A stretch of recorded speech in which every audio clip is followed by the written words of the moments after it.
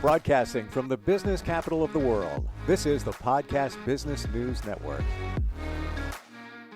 Well, if you're somebody who owns a company or is looking to grow your career and you just feel that it's not moving, not progressing, maybe things are okay, but it just doesn't feel like it should. You know, there's more out there. Well, if you're thinking that, there probably is. And have you considered positive intelligence? Not artificial intelligence, positive intelligence. We're going to dig into that today with somebody that helps people with this all the time as a consultant, as a coach. This guy has 30 years of business experience with measurable results, helps people all the time move their careers along. He is Steve Callender, and he joins us on the program. Welcome. How are you doing today, Steve? Thriving. I love that answer. And you know what? You could be surviving or you could be thriving. Which would any of us rather do? Definitely would be. Choice. It is a choice. You're absolutely right. And you could be having a not such a great day. And well, all right, we all have them. And why would you want to choose to marinate in the negative instead of just gravitating, making an adjustment and gravitating over to the positive? Brings us to positive intelligence. What exactly is that? Well, it's a program that was created by a fellow out in California named Shirzad Chamine. He wrote a book about 20 years ago, and they've turned it into a really well-developed short coaching program. And I rep that and use it as the basis for the other coaching that I do. So there's a subtitle of this. It's mental fitness. I'm getting visuals of that, exercising your mind, if you will. Absolutely. Tell us more. That's exactly it. Basically, what the mental fitness program does is it helps people learn to get control of their own heads, get control of their own minds, because your mind can be your best friend. Sometimes it's also your worst enemy. For instance, almost everybody has a pretty harsh critic that lives in their head and always tells them, oh, you're not good enough, you're not smart enough, not pretty enough, et cetera, et cetera. And we're always judging ourselves, judging others, judging the situation. What mental fitness does is it gives you control over that, so that when your judge, as one of the saboteurs, when your judge is telling you, this is terrible, this is just an awful situation, you get control of that by some very, very quick little exercises to bring you back to the here and now. Because that's the core of stress. When you're in the here and now, when you're in the present moment and you're not fretting about the future or angry or ashamed or anything else about the past, when you're in the present moment, it's physically impossible to feel stress. This is the number one lesson I learned in my current journey, which has been about 3 years, a little over 3 years. Mm-hmm. And I met somebody, it's almost like the universe dropped her in front of me. And she said to me, why don't you ever live in the moment? And I said, I don't know. What do you mean? You're always back there or over here. You're never living in the moment. And it took me, and I tell this often because it was a game changer for me, but it took me time to figure out what that meant. But you're exactly right, because if you look to the past, and not that we need to forget about the past because there's lessons to be learned in there, but when you think about the past, that brings up negativity, anger, sometimes sadness. Mm-hmm. When you think about the future, there's what you said, stress, anxiety, anticipation, most of those things that you do worry about. Side note here, scientifically proven through research, 93% of the stuff that you worry about in the future doesn't even happen anyway. So you're wasting your time. But if you can come back to center, but it's not easy. It's just not. Well, this program, mental fitness program, actually does make it easy. And in fact, the first time I encountered it, I mean, I read the book when it came out first. Honestly, I didn't like it. I thought it oversimplified Uh, things. well, And I've only learned since they developed it into a neatly packaged coaching program that's delivered over the phone. Um, until they made it into that, I didn't realize how powerfully simple it can be. hmm, So, I mean, for instance, I used to teach people mindfulness meditation, to get into the here and now, do breathing exercises, eat a raisin for about 5 minutes and so on. So I taught a lot of people how to do mindfulness meditation, a lot of people. What mental fitness does is it makes that fast. It's like instant meditation hmm, in such a way that, well, let me give you an example. One of my coaching clients is a nurse and also a doctoral student. And she took a friend's newborn for an overnight visit because her best friend needed to have some alone time with her husband. So my client, Annie, took this infant that had been in an ICU and still needed one of those breathing tubes. Well, she's a nurse, so she knew what to do, but that baby woke her up 10 times over that single night, each time with the oxygen alert going off saying, "Oh my God." Now, I would be stressed out. I mean, here's this beep, beep, beep, beep, beep, meaning that your best friend's baby is in jeopardy. My gosh, how can you manage that stress quick? Then, after she did what needed to be done, she went back to bed and got right back to sleep. hmm. She did that 10 times. The last couple of nights, I've woken up about 3 or 4 times. I don't know why. Usually I sleep Mhm, pretty damn good. Uh, mhm. help. Like, how do you do that? Because I never have a problem getting back to sleep. And it's been, I don't know, stuff on my mind. Maybe I don't know what it is. Um, what is the secret there where she was able to 10 times whoop, come back to center, not let it worry her, and go right back to sleep? Well, you could call it mindfulness meditation, but in positive intelligence, they call it PQ reps. Hmm. Just like lifting up a barbell, the more you do, the stronger you get, the more effective it gets.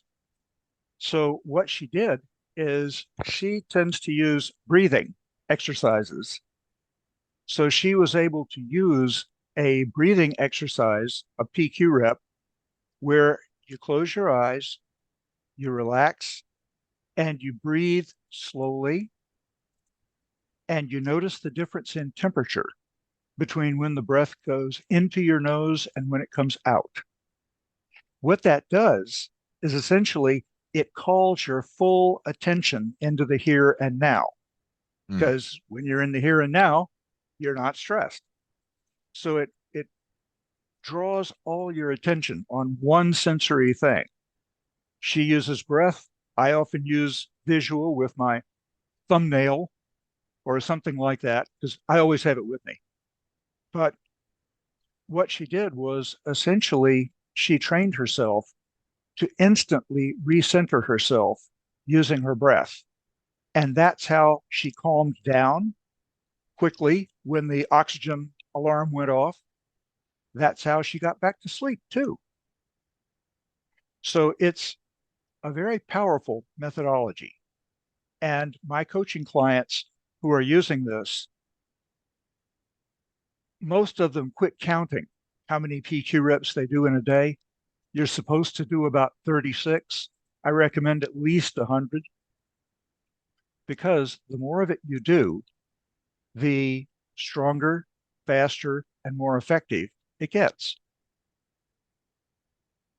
I want to make sure I have this clear. So to get back to what we call center, it's Mhm. basic. It sounds like it's meditation. It where sure is. you focus on your breath. Why do you do that? Well, proper breathing is important, but bigger than that, you're not thinking about this. You're just thinking about the breath, which is just a way to focus away from all the other stuff. That's exactly right. And you can do it Hmm. using breath. You can do it using touch. You can even do it using sound or even smell or a taste. For instance, one of the things that I learned a few years ago when I was going through um, Noom, which is a really cool weight loss program, was that if you eat mindfully, that is, if you take a bite of your food and you just want to fully experience that, close your eyes, focus all your attention on how that food tastes. If you eat like that, you'll Hmm. actually enjoy it more Hmm. and you'll actually eat quite a lot less. So you can do it with taste, you can do it with hearing, you can do it with touch. The point of it is to direct all your attention, all your focus, all your mental energy toward one thing. And once you have that one thing and you're focused on that, the stress, which comes, by the way, from your saboteurs, um, disappears. I can very much relate and understand about the food thing Mm-hmm. because I'll share with you, I've never eaten alone in a restaurant up Hmm. until 2 years ago. I'm always with somebody doing something, getting together, group, blah, blah. Just kind of weird for me to eat alone. Never seen a movie by myself either Mm-hmm. yet. Uh, just that's my life. Well, about 2 years ago, still remember it. I was working late. It was like 8 o'clock. I'm like, I was right here. I was like, oh, yeah, I got to get something to eat. Yeah, let me go up to the Applebee's. I just walk in. I'll sit by the bar, grab something. For the 5 seconds, it was like, oh, it's weird. People looking at me. I'm alone. But so is mostly everybody else. The reason I bring this up to your point Mm-hmm. was that was the best meal I've ever had. It was a basic chicken dish with a beer. Right. I remember the flavor of Mm-hmm. everything from that meal because I was 100% focused on the meal. I wasn't Mm-hmm. giving 50% of my attention to somebody else talking or others and then eating and talking to others. Absolutely. What a And difference. and that really is the secret. When you learn to focus your attention entirely on one sense and you let that sense take you back to center, it's really powerful. And you know what's the coolest thing about it, I think? The coolest thing about it is once you do that, and you may spend, gosh, 30 seconds or less regaining control of your attention, it actually frees up different circuits in your brain. Different neurochemistry happens in your brain in such a way that you get to use the more advanced parts of it. Because when we're stressed, like when we're really angry, or when we're afraid, or when we're just any of the emotions that the Buddhists call the afflictive emotions, when you're experiencing any of those, you're not able to think very well. You know, your Mm. brain is bathed in cortisol and adrenaline, and you go right back to the reptile brain. And your only choices that you can see literally are freeze, fight, or flight. That's it. That's all your reptile brain knows. And if you're in an argument with somebody, or if you're um, in some stressful situation, and you can set that reptile brain aside by doing a few PQ reps and gaining control, it allows the other more developed, more recently evolved parts of the brain up here behind your forehead uh, to take control. And that means you can do things that you can't even imagine doing when you're highly stressed. You can be empathetic, you can be curious, you can be creative, you can innovate, you can navigate between choices and solve problems noticeably better when you've got the right brain chemistry working. And you can resolve to do things and get them done with laser focus. So it tames the reactions, the saboteurs that everyone has. It tames those, gives you control, and lets you use the best parts of your head. Wow. Interesting. It again, as you said, Steve, in the beginning, sounds too good to be true. It's too easy. But then again, look at our intuition. Look at the gut feeling. Mm-hmm. When I find many times when I have a gut feeling, it's the quick and fast answer. Mm-hmm. And then you think, "Oh, it can't be that easy." No, it is. It Right. is. It really is. Hmm. I, w- I had an experience of that the other night where I have my own company. It's called Effective Learning for Growth. I'm the president of it. I founded it at the end of 2008. So that's one job. The other job is I also teach in an MBA program in an online university. And just the other night, I used PQ reps to be more productive and professional. When someone turned in a paper and I was having to grade it, and gosh, it was just awful. And I'd already told this person how to fix it, and they hadn't done it. And it was still just a dreadfully bad paper. Hmm. So I started to have the emotional reaction of frustration, of even a little bit of anger. And I recognized that saboteur popping up in my own head because of the body feeling of it. My stress shows up in my neck. So I started to notice, what's going on here? And I did a few PQ reps and I changed my whole mindset about that paper and that student in such a way that I was able to grade that paper and many, many others much more efficiently with more positive feeling and doing them more good Hmm. than I otherwise could have. Why did So it that works. not such great paper that the student handed in affect you so much? Did you think that, oh, this is a reflection of me? And why was that a pain point? Well, where I teach in the program that I teach at, the learners get 3 tries to get a Mm, paper right. Okay, they mm, have to get up to a B level. And when they turn in the paper the first time, I give lots of feedback of exactly how to fix this. And I explain things a little differently than the textbook does and so on. Okay, so I maybe spend a half hour giving feedback on this first stinking paper. They turn it in a second time and they've hardly changed anything. It's as if I'd been talking to myself. And so that's a little frustrating. When it happens a third time and on the third try, they still haven't acknowledged or understood or applied feedback, it's frustrating.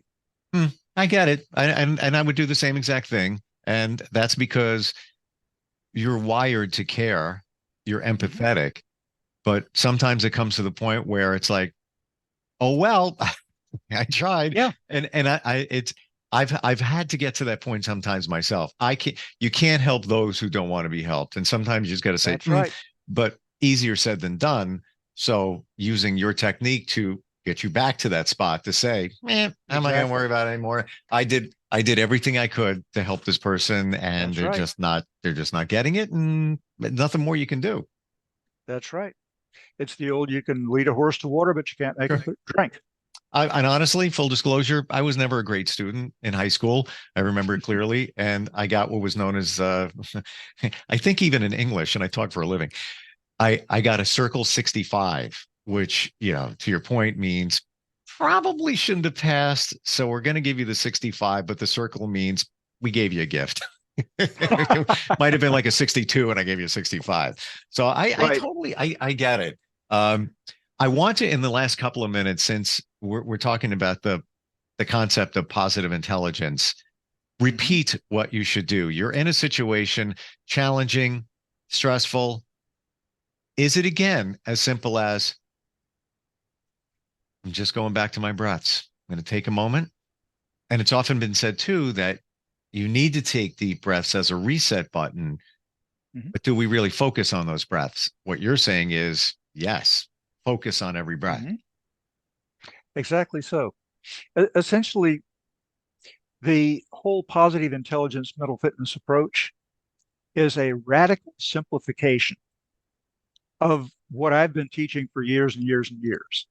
But when I say a radical simplification, that's like saying of the whole spectrum of colors, there's really only three. It's that simplified. Mm, So what it does is there's only three mental muscles that people need. One is they need to intercept their saboteurs. Like I said before, the harsh self-critic. There's also the perfectionist. There's also the hypervigilant worrywart. There's also there's also 10, there's a total of 10 saboteurs that everyone has. And it's the saboteurs, which are really old mental habits that are getting in your way and making you quite often miserable. So when you start to feel these saboteurs present, when your harsh self critic is saying, well, you're just not smart enough, you're just not good enough, and so on. I knew you'd mess this up, and so on. When you're getting that sort of thing from inside your own head, you recognize that it's going on.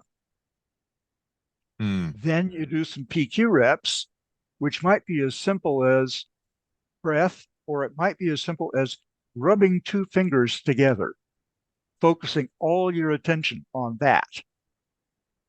And then as you do that, it releases the stress and it enables the other part of your brain, which you call the sage brain, which can get creative, empathetic, solve problems.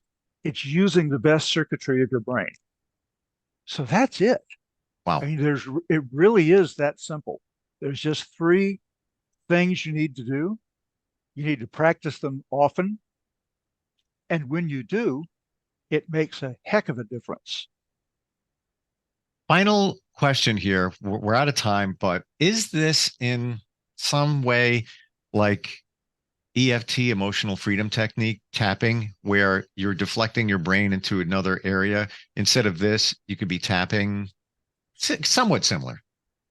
There are some similarities because what this does, the whole positive intelligence approach, it brings together a lot of different schools and cooks them down into a syrup at the bottom of the pot. Gotcha. And it has to do with neuroscience. It has to do with cognitive behavioral therapy. It has to do with performance psychology, which is the psychology they use with star athletes so that they have better resilience, so that when a tennis champion double faults on the next serve, he's still going to go after it because he can reset and be resilient. Oh. And so it brings all these different schools of thought together. Also, positive intelligence, which is essentially the science of being happy. Mhm. It brings all these together into a very radically simplified form that works. Amazing. And again, so simple. And a lot of times we push it off the plate. Can't be, Mhm. but it is. And most of what we're talking about today is even more simplified because you have a way of presenting things clear, concise, understandably, which to me is your forte. It's, Thank you. I'm on the cliff right now. Like, what else? What else? If somebody wants to engage you, even start the coaching process with some of these techniques, and we just skim the surface on all of his stuff here. How do they do that, Steve? Well, they can message me through my website, or they can call me or text me. My cell is 252-258-4698. And if any of your listeners want to do a video with me and do a free session where we can mutually check each other out, that would be great. They could also go to my website, which sort of showcases all the stuff that I used to do, used to focus on business process improvement, quality stuff, all that. But now I'm really focused on PQ coaching. So if they go to the website and use the contact form there, and in the subject line, they put PQ. That way I'll know that it's not a Russian bot. And Yeah. so they can contact me through my website, which is effectivelearningforgrowth.com. Awesome. Great talking with you today. Learned a lot. And I sense one of those days coming on for me today. So I will be using that technique. And Right. it's, you know what it is? It's not something I haven't heard before, but applying it in that way is so impactful to reset your day, and appreciate it. Really is. Thank you so It much. just distills it down to the essence. Exactly right. And I look forward to if we get a chance to talk again. Real good. I look forward to that too, Steve. Thanks. We're coming right back. Are you looking for even more of the podcasts and hosts that you love? The Podcast Business News Network is proud to announce that you now have even more ways to listen live. Check out the MyTuner Radio, online radio box, and Simple Radio apps on iOS and Android, or find us online. Search for Business News Network on mytuner-radio.com, or search Podcast Business News Network on streama.com and onlineradiobox.com/US. Take your podcast on the go and don't miss a minute of the action.